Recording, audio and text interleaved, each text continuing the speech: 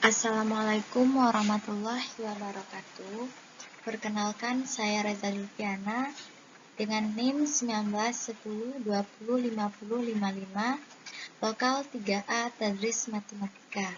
Adapun dosen pengampu yaitu Ibu Messi Octavia SPD MPD dengan mata kuliah Sejarah dan Filsafat Pendidikan Matematika. Adapun tugas kali ini yaitu mengenai matematika aliran Pitagoras.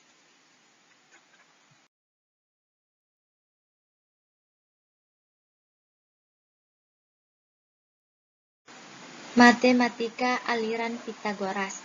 Ada beberapa bagian mengenai matematika aliran Pitagoras. Yang pertama, biografi Pitagoras. Nah, yang kedua, aliran dan pemikiran Pitagoras. Dan yang terakhir yaitu teorema Pitagoras serta pembuktiannya.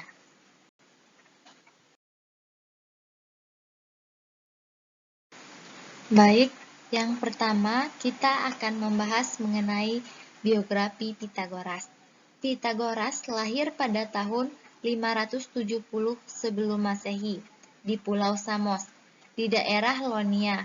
Pitagoras adalah seorang matematikawan dan filsuf Yunani yang paling dikenal melalui teoremanya. Dikenal sebagai Bapak Bilangan, dia memberikan sumbangan yang penting terhadap filsafat dan ajaran keagamaan pada akhir abad ke-16 sebelum Masehi. Pitagoras adalah anak Mnisarchus, seorang pedagang yang berasal dari Tir, sementara ibunya Fitis adalah penduduk asli Samos. Pada usia 18 tahun, dia bertemu dengan Thales. Thales, seorang kakek tua, mengenalkan matematika kepada Pitagoras lewat muridnya bernama Anaximander.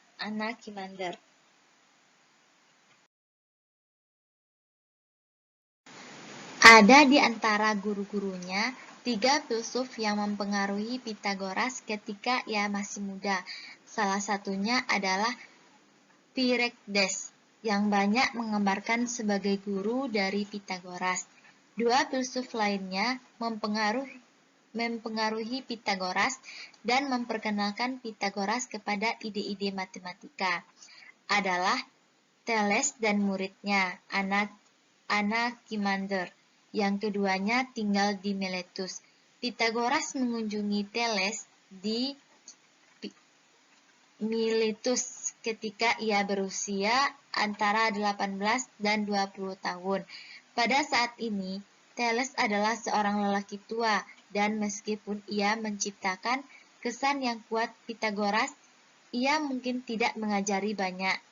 Namun, Thales menyumbang minat Pitagoras dalam matematika dan astronomi, dan menyarankan Pitagoras untuk pergi ke Mesir untuk mempelajari lebih lanjut.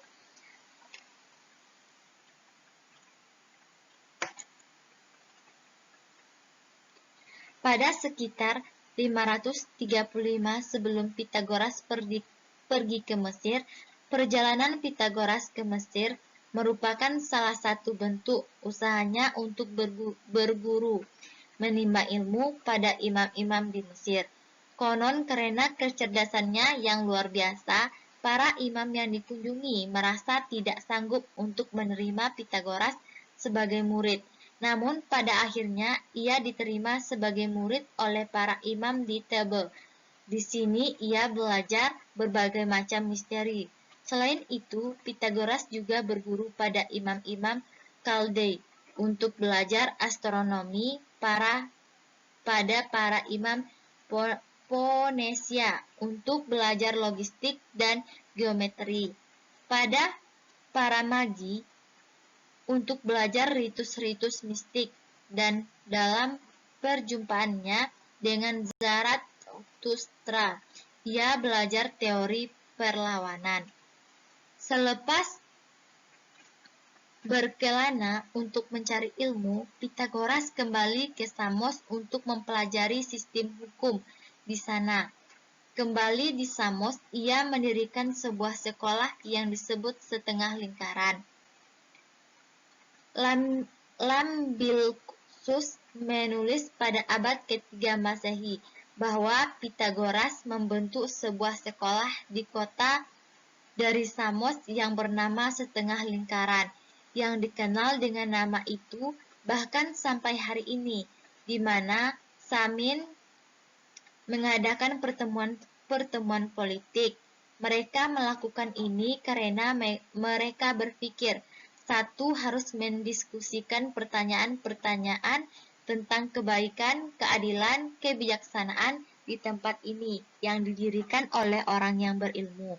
Di luar kota gua, dia membuat situs pribadi sendiri ajaran filosofis, menghabis sebagian besar malam dan siang hari di sana, dan melakukan penelitian ke dalam penggunaan matematika. Pitagoras meninggalkan Samos dan pergi ke Italia Selatan pada sekitar 518 sebelum Masehi. Beberapa mengatakan lebih awal. Lamblisus memberikan beberapa alasan Pitagoras pergi. Pertama, Pitagoras mengatakan tentang tanggapan atas Samian metode pengajaran. Pitagoras mencoba untuk menggunakan metode pengajaran simbolis yang serupa dalam segala hal untuk pelajaran-pelajaran yang telah belajar di Mesir. Para Semin tidak terlalu tertarik pada metode ini dan memperlakukan Pitagoras dengan kasar dan dengan cara yang tidak tepat. Hal tersebut, menurut Lambisus, digunakan sebagai alasan Pitagoras meninggalkan Samos. Pitagoras mendirikan sebuah filosofis dan sekolah agama di Kroton. Sekarang Kroton di sebelah timur tumit selatan Italia, yang memiliki banyak pengikut yang dikenal dengan sebutan kaum Pitagoren. Pitagoras menjadi kepala masyarakat. Laki-laki dan perempuan diperoleh untuk menjadi anggota kaum Pitagoren.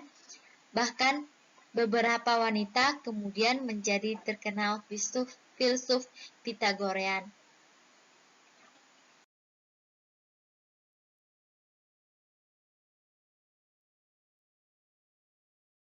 Nah, yang selanjutnya yaitu aliran dan pemikiran Pitagoras. Aliran Pitagoras yang pertama, Hippasus dan suatu kebocoran. Panjang A dan B disebut sepadan jika ada bilangan bulat positif P dan G sehingga A per B sama dengan P per G. Ketika aliran Pitagoras menyatakan bahwa semuanya adalah bilangan, aliran Pitagoras bermaksud untuk menyatakan secara tidak langsung bahwa semua pasangan panjang adalah sepadan. Dalam aliran Pitagoras, bilangan yang dimaksud adalah bilangan rasional. Yang kedua yaitu persamaan Diophatus dan pendekatan irasional. Aliran Pitagoras menemukan sebuah cara pendekatan dua dengan bilangan rasional secara teliti seperti yang diinginkan. Metode mereka meliputi penggunaan algoritma Eulides.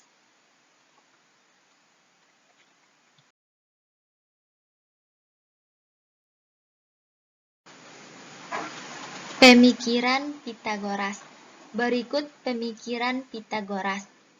Pitagoras mengajarkan bahwa jiwa itu kekal dan dapat berpindah-pindah.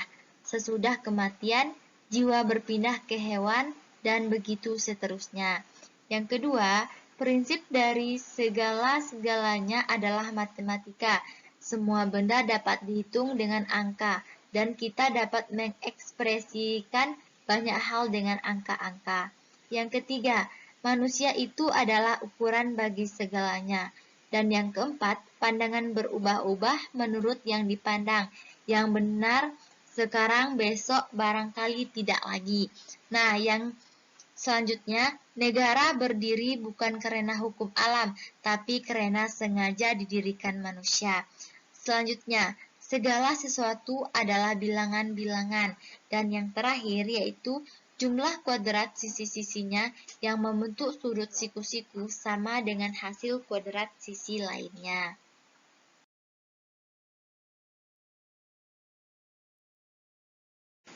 Yang terakhir yaitu teorema Pitagoras serta pembuktiannya. Teorema Pitagoras atau yang lebih dikenal dalil Pitagoras merupakan salah satu dalil yang paling sering digunakan secara luas. Dalil ini pertama kali ditemukan oleh Pitagoras, yaitu seorang ahli matematika bangsa Yunani yang hidup dalam abad Masehi, kira-kira pada tahun 525 sebelum Masehi. Teorema Pitagoras berbunyi, pada suatu segitiga siku-siku berlaku sisi miring kuadrat sama dengan jumlah kuadrat sisi-sisi lainnya. Secara umum, jika segitiga ABC siku-siku di C, maka teorema Pitagoras dapat dinyatakan AB kuadrat sama dengan AC kuadrat ditambah BC kuadrat. Banyak buku menuliskan teorema ini sebagai AB kuadrat sama dengan AC kuadrat ditambah BC kuadrat, dengan C adalah sisi miring.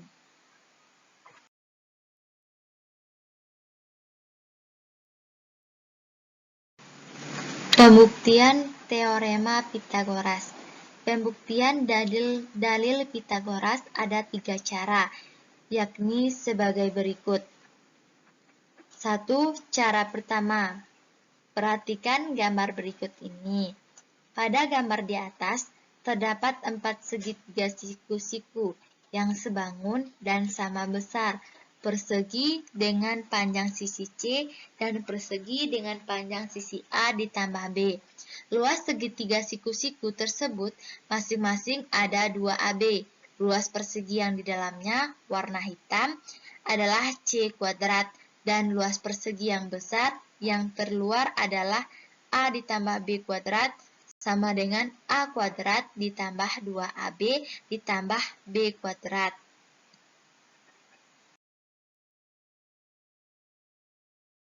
Kemudian, cara yang kedua, dari gambar bidang tersebut dapat kita peroleh persamaan berikut. Luas persegi yang terluar sama dengan luas persegi yang di dalam, ditambah luas 4 luas segitiga siku-siku. A kuadrat ditambah 2AB ditambah B kuadrat sama dengan C kuadrat ditambah 4. A kuadrat ditambah 2AB ditambah B kuadrat sama dengan C kuadrat ditambah 2AB. A kuadrat ditambah 2AB ditambah B kuadrat dikurang 2AB sama dengan C kuadrat.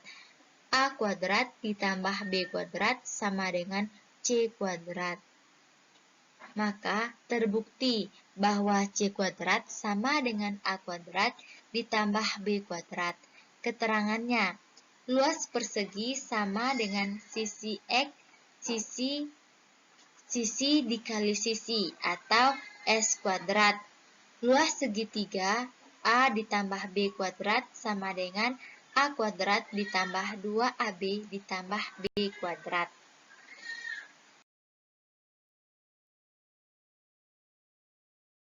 Yang terakhir yaitu cara ketiga. Perhatikan sekali lagi gambar berikut. Luas persegi dengan panjang sisi A adalah 9 satuan luas atau 9 kotak atau A kuadrat. Luas persegi dengan panjang sisi B adalah 16 satuan atau 16 kotak atau B kuadrat. Luas persegi panjang dengan panjang sisi C sama dengan luas persegi panjang dengan panjang sisi A ditambah luas persegi dengan panjang sisi B. 25 satuan luas sama dengan 9 satuan luas ditambah 16 satuan luas. 25 satuan luas sama dengan 25 satuan luas. Maka terbukti bahwa C kuadrat ditambah A kuadrat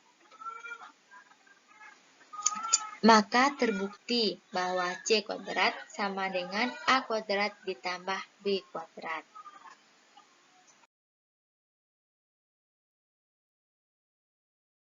Baiklah, itulah yang dapat saya bahas. Jika terdapat kesalahan, saya mohon maaf. Saya tutup dengan wabillahi taufiq wal hidayah. Wassalamualaikum warahmatullahi wabarakatuh. Terima kasih.